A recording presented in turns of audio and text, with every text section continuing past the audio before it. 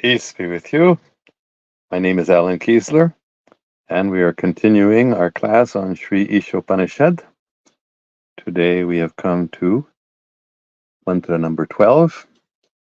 I will read the Sanskrit, and then the English translation and the Urdu translation, and then we will have a short discussion and see if there are any questions or comments, which I will try to reply to. So first the Sanskrit. Andhang tama pravashanti ye sambhutim upasate tato bhuya ivate tamo ya usambhutyam rataha. And the English translation is, those who worship what is relative enter blind ignorance, and still more so do those who delight in the formless absolute. In Urdu, जो maujoodat की parastish करते हैं वो andhi ghaflat में dakhil हो जाते हैं, और जो उसका हकीकी रूप जाने baghair Zaat में mast हो जाते हैं वो उससे भी zyada andhi ghaflat में. So, Nama Om Vishnu Padaya Krishna Prasthaya Bhutale Srimati Bhakti Vedanta Swami Niti Namine Namaste Saraswati Deve Gauravani Pacharine Nirbhishesha Shunyavadi Paschatya Desha Tarini.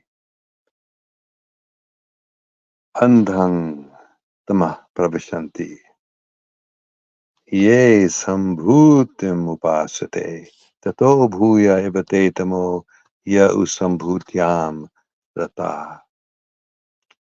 So there are two words here in this verse, two Sanskrit words, asambhutim, ye asambhutim, and ya usambhutyam, sambhutyam. So asambhuti and sambhuti. So sambhuti means that which is not independent, that which is relative. So if we worship anything other than the Almighty, that is shirk.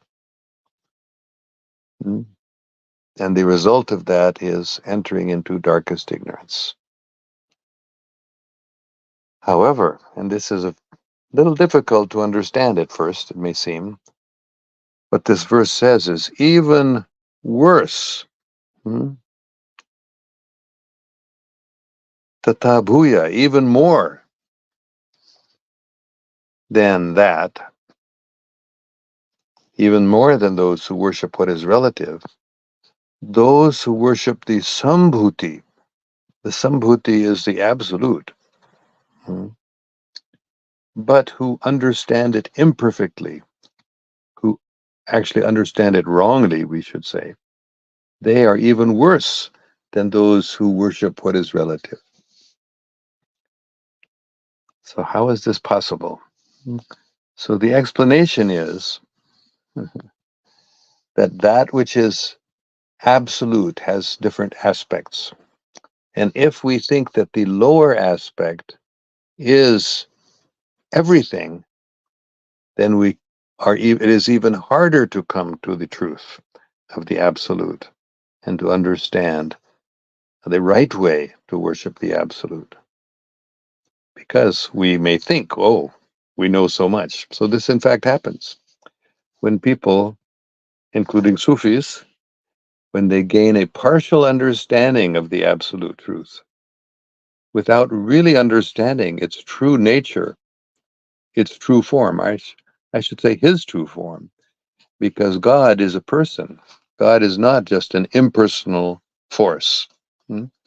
So the sambhutim can be either understood as the absolute truth in an impersonal way, in a formless way, or can be understood as the absolute truth as a person who has form. So this may be shocking to people who think about God as formless, who think about God as an impersonal energy, or a light even, but a light without any further understanding of the light other than just the shining radiance of the light. Because God is a light. But if we think when we attain the light, or even we see the light, it is possible to see that light of God.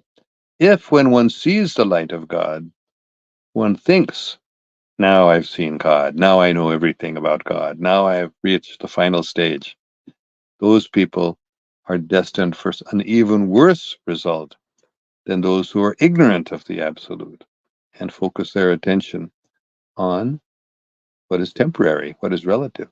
Why is that? Because of pride. Very, very dangerous to achieve a certain level and think one has gotten to the whole level than to not even have achieved any level. So I hope this is clear. It's not easy to understand this, really. And this verse has been translated, in fact, in different ways by different people who have been so confused by what it means. But if one becomes absorbed, rata, this Sanskrit word rata means to be absorbed in and to be, I guess we can say, delighting in, enjoying, thinking, I really have understood the truth because of a partial understanding. They cannot go farther because they get so absorbed in delighting and thinking they've achieved the absolute, because they've achieved, in one sense, the absolute, but only a very partial image of it, the formless, impersonal aspect, just delight.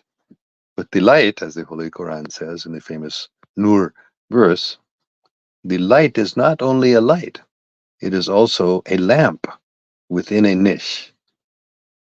So a lamp has form. A light does not have form. Light is just a shining, glaring effulgence. So it's like the sun and the rays of the sun.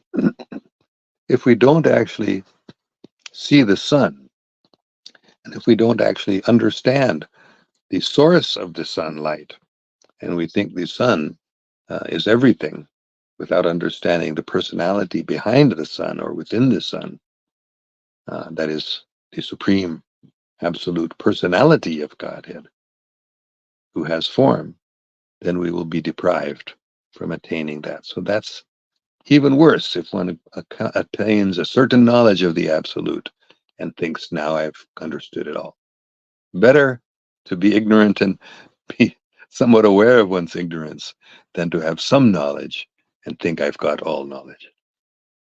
So that's what this verse is explaining to us. Very, very important, because many, many people, including many Sufis, who attain a partial spiritual understanding and but think they've gotten the total understanding, they are worse off because they can't, their pride, thinking they've accomplished this, prevents them from going farther to getting the complete understanding of God Almighty, the personality of Godhead, the form of the Absolute.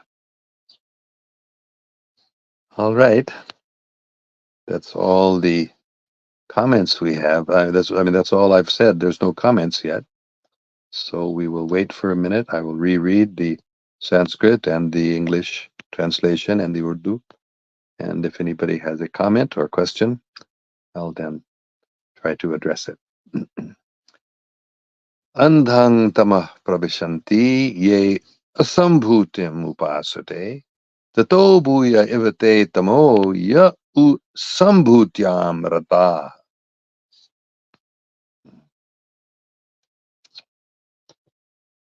Those who worship what is relative enter blind ignorance, and still more so do those who delight in the formless absolute.